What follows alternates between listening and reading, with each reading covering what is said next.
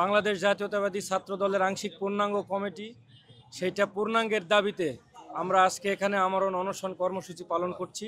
আপনারা জানেন 18 মাস আগে বাংলাদেশ জাতীয়তাবাদী ছাত্র দলের আংশিক কমিটির মোড়কে 260 সদস্যের একটা কমিটি গঠিত হয়। সেই কমিটিতেও অনেক ত্যাগী দুঃসময়ের পরীক্ষিত যারা আন্দোলন সংগ্রামে অগ্রভাগে ছিল মিছিলের এবং যারা পুলিশের লাঠি গুলি টিয়ার গ্যাসের সামনে দাঁড়িয়ে বুক চিতিয়ে লড়াই করেছে তাদেরকে বঞ্চিত করা হয়েছে, অন্যায়ভাবে তাদেরকে বাদ দেওয়া হয়েছে। সেই সমস্ত নেতাকর্মীদেরকে সাথে নিয়ে আজকে আমরা পদের দাবিতে এখানে আমরণ অনশন কর্মসূচি পালন করছি। আসলে আপনারা জানেন যে আসলে একজন মানুষ কখন মৃত্যু পরোয়ানাকে গায়ে জড়িয়ে নিয়ে বসে থাকে। আমরা একাধিকবার বাংলাদেশ জাতীয়তাবাদী দলের হাইকমান্ড, ছাত্র দলের যারা দায়িত্বশীল পর্যায়ে রয়েছেন তাদের কাছে আমরা বারবার দ্বারস্থ হয়েছি, ধর্ণা দিয়েছি। তাদের আশ্বাস শুধু ফাঁকা বুলির মধ্যেই সীমাবদ্ধ রয়ে গেছে।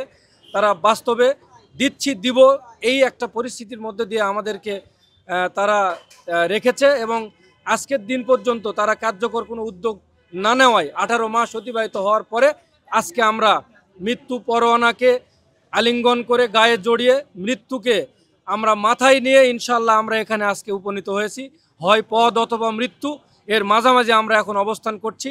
আমরা দলের ভারপ্রাপ্ত চেয়ারম্যান জনাব তারেক রহমানের কাছে আকুল আরতি আবদার যে ভারপ্রাপ্ত চেয়ারম্যান আপনি আমাদের এই আহাজারি, আমাদের এই রোনাজারিকে আপনার কর্ণকুহরে নিয়ে অতি দ্রুত আমাদের এই জিনিসটা সমাধানে নিয়ে আমাদেরকে কমিটি দিয়ে আগামী দিনে যে আন্দোলন সংগ্রাম এবং ভোট ভাতের অধিকার রয়েছে সেই অধিকারের আন্দোলনে আমাদেরকে সম্পৃক্ত করে দলের প্রক্রিয়ার মধ্যে আমাদেরকে যুক্ত করবেন।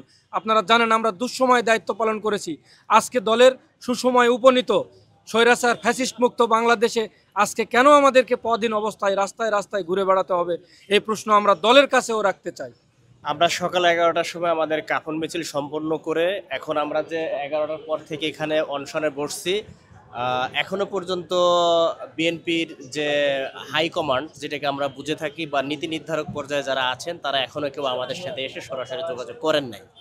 আমরা আশা করছি খুব অতি দ্রুত আমাদের চেয়ারম্যান মহোদয় অর্থাৎ ছাত্রদলের যিনি সাংগঠনিক অভিভাবক, যার দলে আমরা ছোটবেলা থেকে দীর্ঘ বছর থেকেই এই ছাত্রদলের সাথে রাজনীতির সাথে যুক্ত এবং সাবেক পদ পদবীধারী, বর্তমান কমিটিতে ইনক্লুড হওয়ার জন্য অর্থাৎ যে আংশিক পূর্ণাঙ্গ কমিটিটা রয়েছে এটাকে পূর্ণাঙ্গ করে আমাদের অন্তর্ভুক্ত করার জন্য আমরা একমাত্র এখন আমাদের সাংগঠনিক অভিভাবক জনাব তারেক রহমানকে আমরা সরাসরি চাচ্ছি।